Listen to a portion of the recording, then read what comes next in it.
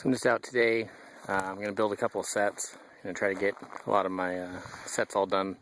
So when the fall rolls around, or winter, I can just pop in my traps and be going. So anyway, I'm checking in a couple trail cams up here. I'm going to rebait one of them just to see what's coming through the neighborhood. And, I'm going to try to build a flip-up snare, see if it works. So anyway, that's kind of what I'm up to. So this is one of the spots that got one of the game cameras at. It's a roadkill duck that I picked up this winter and just threw in the freezer.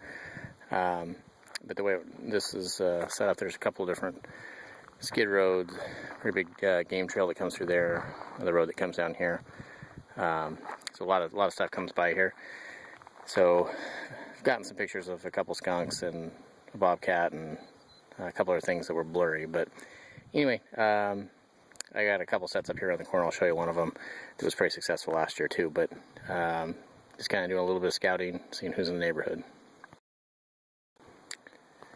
Okay, so this is a set that's right around the corner. I've shown this in one of my other videos, but basically, same skid road comes down through this clear cut, and it's got a log propped up against the bank there, and just kind of a spot that things can pass underneath it.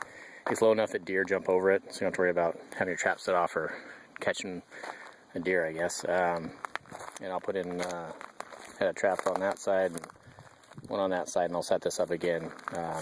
I'll build it up a little bit better when we get closer to fall, but just leaving it up so animals get used to crossing underneath there. So anyway, that's one of the sets. I'll check what's on the game camera and then go build that flip up. So this is the spot I picked out to do my flip up snare. There's a game trail that comes right along here. It goes between two different clear cuts. Found this log, I already got it pinned up there on that dead tree. I'm going to anchor to that one, and essentially it'll be pulled down and clean this out and make kind of a cubby set with a snare on it, and then when it's done I'll show you what it looks like. Okay, got the flip up all built. It's got this pole. I'm going to add some weight to that and actually get this thing set. But this front tree, and I pounded in a broken golf club through it as a hinge point, and then just tied it on the back, just kind of keep it in place. This is a standard snare on here. Runs down in, built this in, kind of covered everything up so it was only way in. And what I did for the trigger, if we can see this, is I cut off a single link of chain right up here and attached it to my snare, and then with a nail I cut the head off and just pounded that in.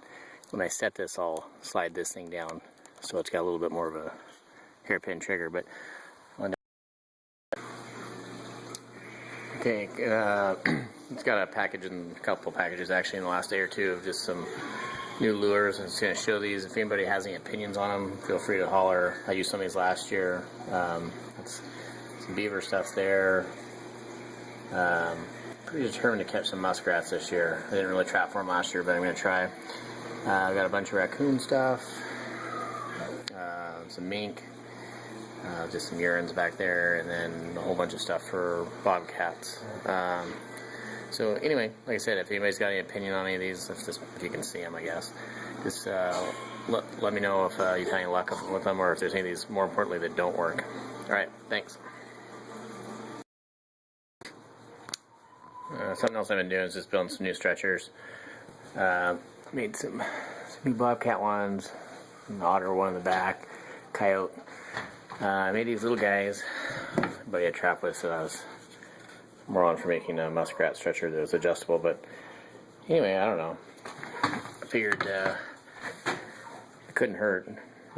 He uses the wire ones, but anyway, there's some ones I made that were more for possums, and some more raccoon boards too. So I'm gonna keep making those, but those are all new. So that's one more thing, and got some boxes to show you next.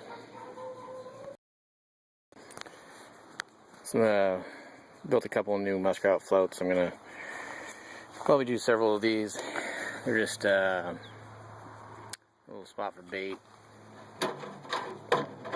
That's got a little door that opens up, drop it in there, so you don't have to bait those often in theory.